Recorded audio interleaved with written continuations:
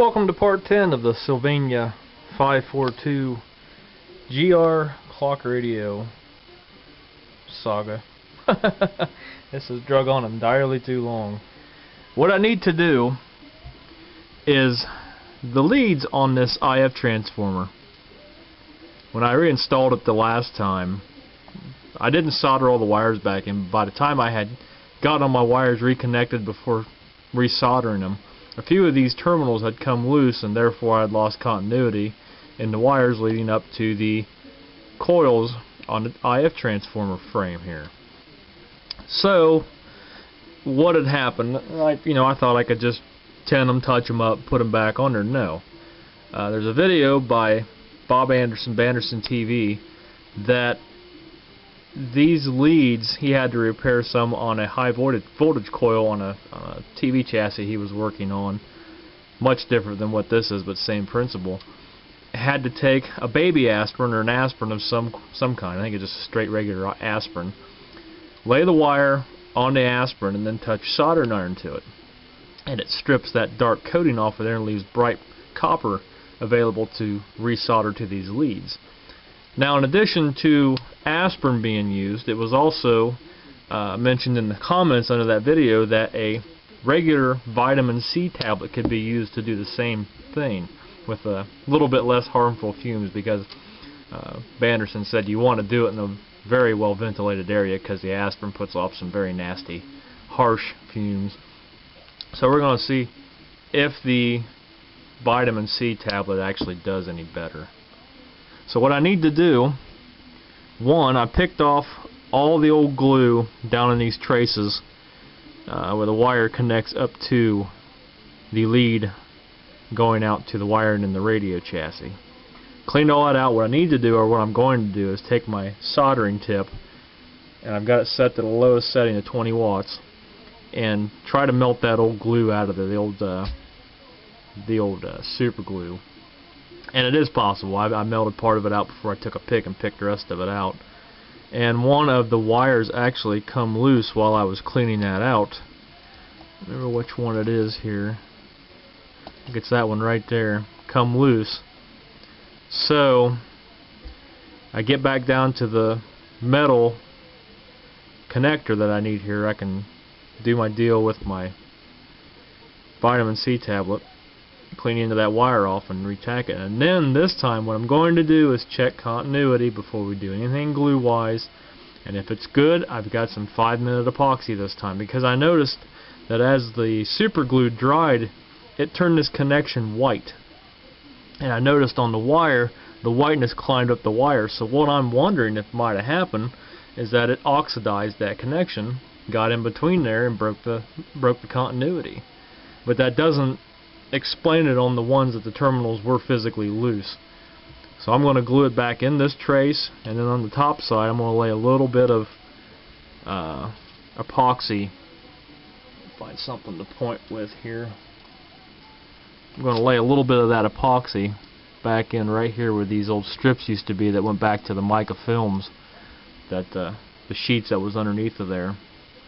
We'll glue it in top and bottom. This thing shouldn't come apart again, but we need to make sure it's 100% before we do anything and put it back into this radio chassis. So, as the soldering iron warms up here for a few minutes, I can reflect on what I got to do. Now I got to get my act together on this set, because I've got about 2.5 weeks and this thing's heading to the East Coast. This is going to go to my brother out in Virginia Beach. He's been mentioning for a while he had wanted a radio, and I'm going to get this one fixed, give him all the schematics and stuff with it, put it in a box, and when he gets here I'm handing him the box and he don't have a clue. So hopefully he won't watch this video. I don't know if he does watch my videos, more power to him if he does, but if he doesn't, he's got a surprise coming this way. We know that the clock motor up here runs, so that's not a problem. It's just a matter of reinserting it back into the cabinet. The dial glass is back here on top of that airline, and there's the case. So this is all it's holding up everything. Everything else I have prepped and ready, and it's good to go. looking through a magnifying glass, I can better show you exactly what happened in here. I'll use a pair of tweezers to kind of indicate what I got to do. I got to clean that out, that chase out right there. I don't know if it'll show up or not. Here's the wire right here that's got to be resoldered back into that little chase. Now, I didn't have an ignition file quite small enough to lay down in there because I want to clean this little groove out right here. But I did have a triangular 3-pointed file that's small enough that I can use. I took my soldering gun and cleaned up this passage right here and got all the old glue out of there, and I'll sand it, and we'll try using this tablet and see how it goes. Well, I am happy to report that a vitamin C tablet will indeed strip this wire. Now, this camera will never make out that fine wire. It has hard enough time with large objects and stuff like that.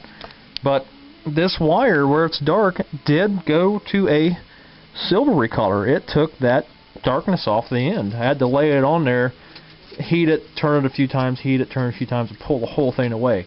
Now, I suggest you do this with an old junk tip or a tip you don't use very often, because it will make the tip sticky.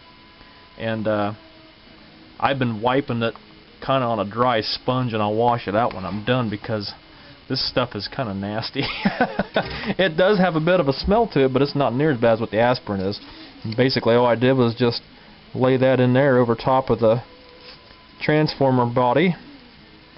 Laid that right there on top and drug the wire through it. Piece of cake. Now, before I did anything, I took that piece of sandpaper and folded it in half and ran it through that wire chase. Cleaned that out real good. And then I took my multimeter back there, clipped on the end, and put my test lead right in that groove. Perfect continuity. So, let's go ahead and put this one back together, solder it down, and move on to the next. This is a very tedious job, but guess what?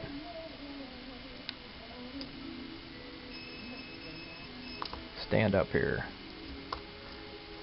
But don't destroy itself, or I can show you. That is an awesome sound. That means that this is working. Ha! Yeah!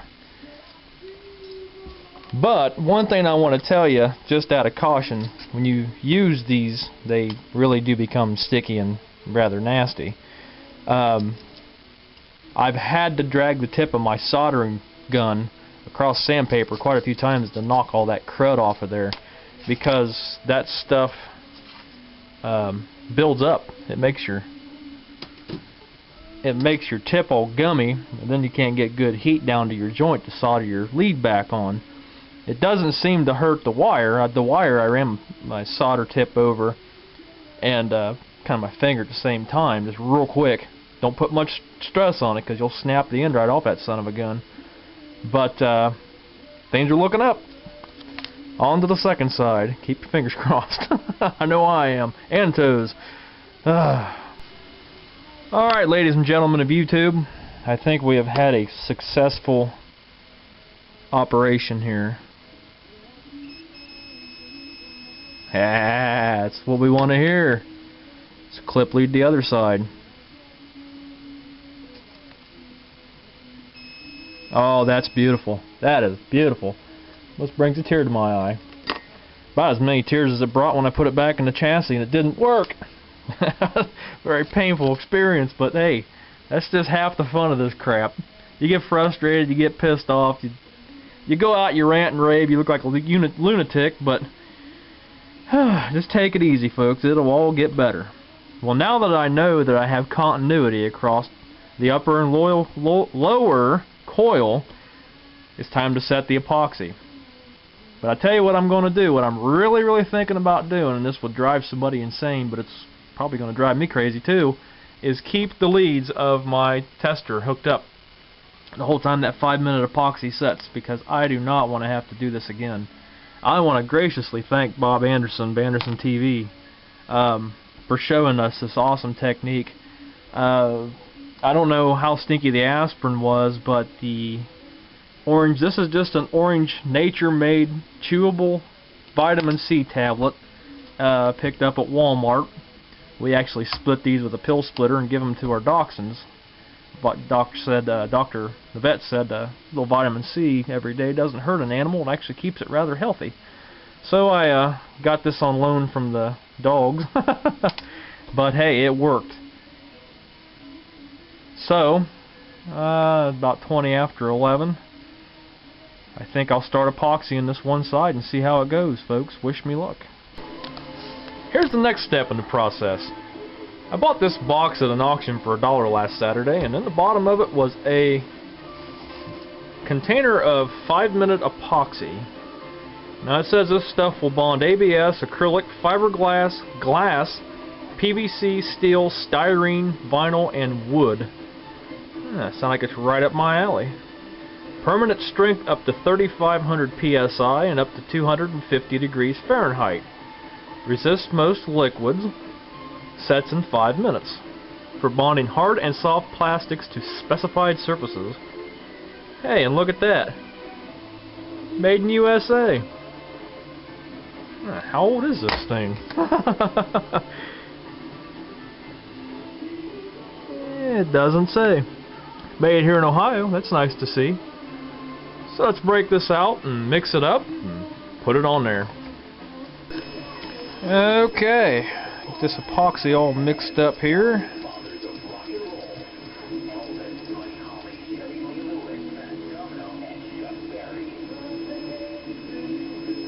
Take a little bit of this. Just lay it right in there. Gooey.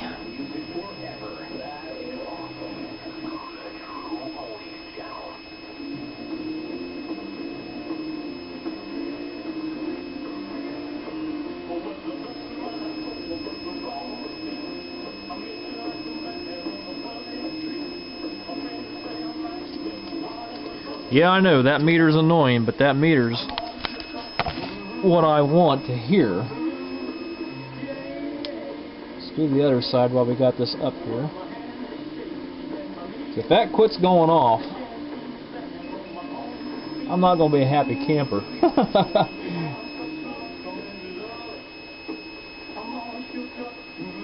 Now, I mixed way too much of this, I know. Probably somebody's going to make a comment on that. But it had an air bubble right at the very beginning of the tube, and it just blew it everywhere. The two parts of this epoxy are actually green and cream color.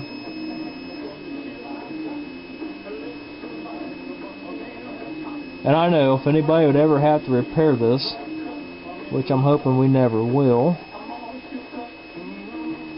I don't want my brother coming back a week after I've given it to him or sending it back to me via the destroy and deliver mail system we live in nowadays and saying, hey, this thing won't pick nothing up no more.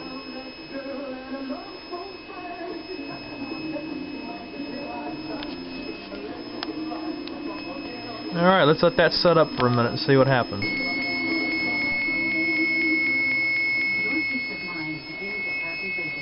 That's enough to drive somebody completely batty. Just had to do it though. Everything's epoxied back in. And yeah, I did have a heck of a chunk of epoxy left.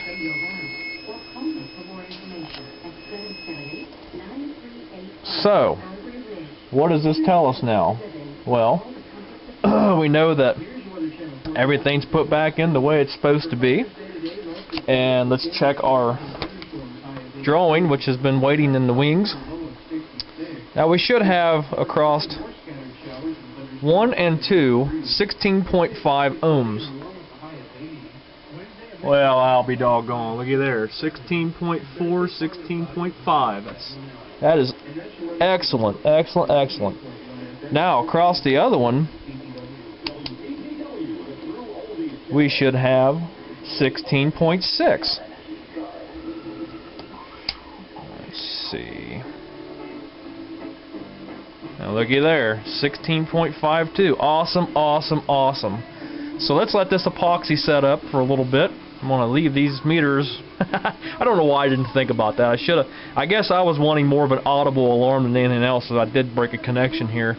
But these meters set this one to 20 ohm range, which will give me an extra digit out. And this one set to the 200 range on ohms will give me 1 decimal, 1/10 after the decimal, and this one will give me hundredths after the decimal. Great, boy, I am so relieved that this worked. So we'll wait till probably about, I'd say let's wait till about 12:30, 1:45, 1 o'clock, and we'll take a look at how this thing's doing. One thing that does alarm me a little bit is that while I was heating this up, this bottom, I'm not sure what kind of plastic this is made out of, but it contorts very easily when you apply heat. So be very, very careful when you do these, or in my case, had to redo them. Because I noticed a little bit of flaring in this one side over here that I'm hoping that the can back here will go back on very easily. If not, I might have to do a little bit of sanding, and because this stuff is sandable. But I've got some other stuff to keep me busy in the meantime, and I'll come back down here occasionally and check everything, see how it's going, and we'll go from there. Well, it's 10 minutes to 1 and we still have very nice readings here. They've dropped a few ohms. They were about 16.5 when I first hooked this coil up. But the nice thing is, that epoxy is rock solid.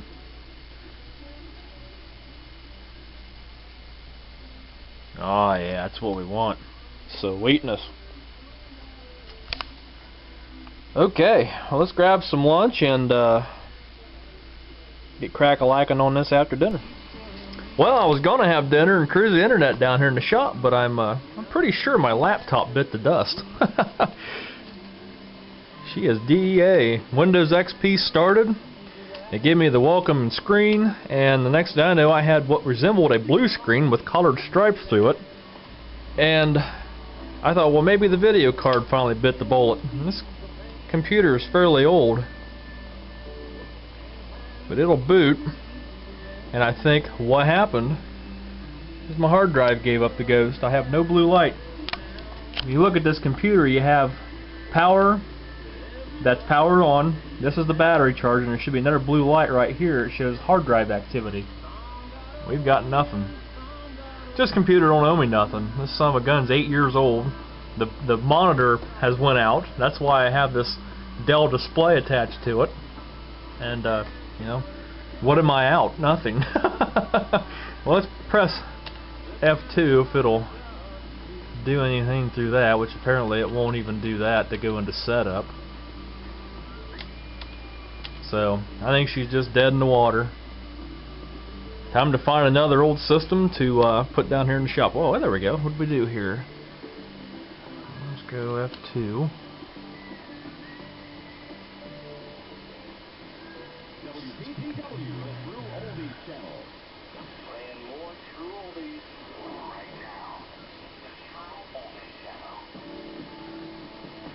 Error. Previous boot incomplete.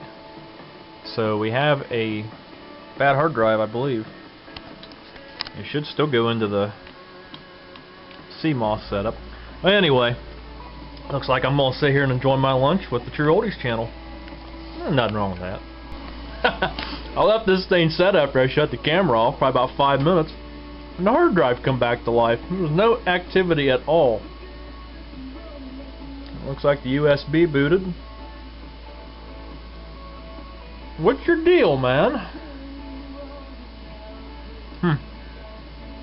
I guess I fixed one thing on the other side of the shop. I gotta fix something on the other side of the shop.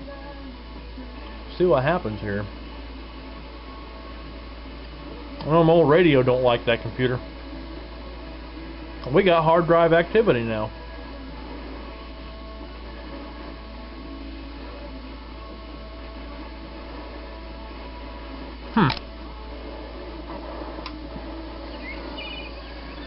What the hell?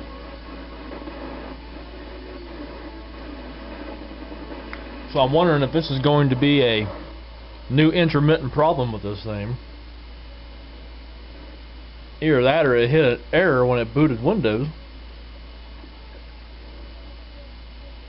I'll have to keep an eye on this one today, huh? I don't know why it's up and running. I might as well leave it alone. See if it does its weird screen again. Who knows? I run a decent antivirus software on this, Trend Micro.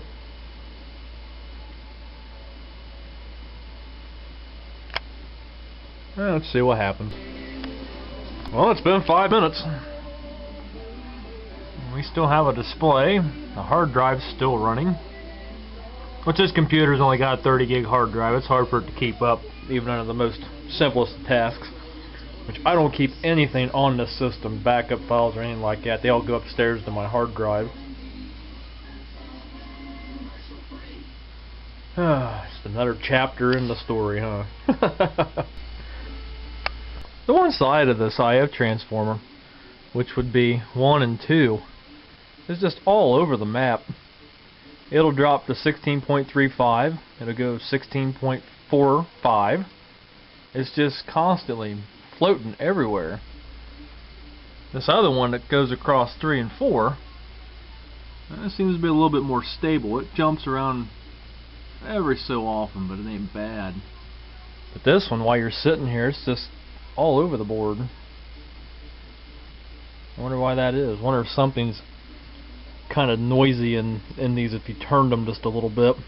Maybe something's got a... You know, like a volume control might crackle when you get partial volume, then it'll quit. Maybe there's something similar to that in there. I don't really know. I don't know how these are built internally. I have no idea. But I am happy to report everything is rock solid. What I'm worried about is, see how this one side sticks out just a little bit farther right there? Is it going back in the IF can? That's what I'm worried about. But I jiggled the crap out of that. Everything's still good, so let's take it off life support and see if the can will go back on it. Well, evidently 5-minute epoxy is only if you put a very, very, very thin amount of this stuff onto a surface so the air can dry it fairly quickly. I went to straighten this one lead out just ever so quickly, or ever so easily I should say, and it pushed that whole terminal out the side of this right here, and I freaked. Oh no! So I grabbed the meter, put the leads back on it, pushed it back where it belonged, everything's fine.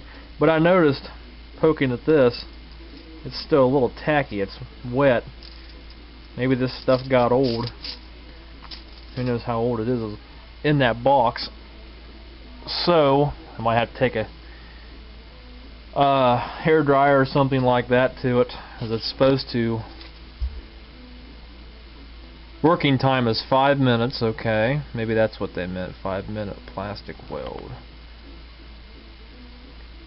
Usable strength is reached in 4. Okay, I completely read this wrong and misunderstood it. 5 minutes is the workability of this stuff. According to the instructions, if we would have read it thoroughly, which I'm a guy, we don't do that. Usable strength is reached in 4 hours. Cooler temperature may require longer set time. Well, there you go. Keep your hands off this damn thing for 4 hours. So I'm going to go ahead and post this part of the video. We'll let it set, and we will come back. But the good news is we're back in order. We're back in shape. Everything's good to go. If you didn't understand, I didn't put this down mainly to keep spills off my bench while I was using this tablet here. 2, I put it down because I wanted as much light reflecting back up at me as possible while I was working on this thing, because I didn't have there was no time for mistakes, let's put it that way, and I didn't want to have to do it over again. I wanted to do it right in one time this time, so that's why that's down there. And it made a nice excuse me, nice surface to work that on. So guys, for now, this is part 10. I want to say thanks for watching, and maybe later this afternoon I can start working on part 11 if this hardens up. Should be about 5 o'clock it gets set up. So for now, from the basement shop, more to come later.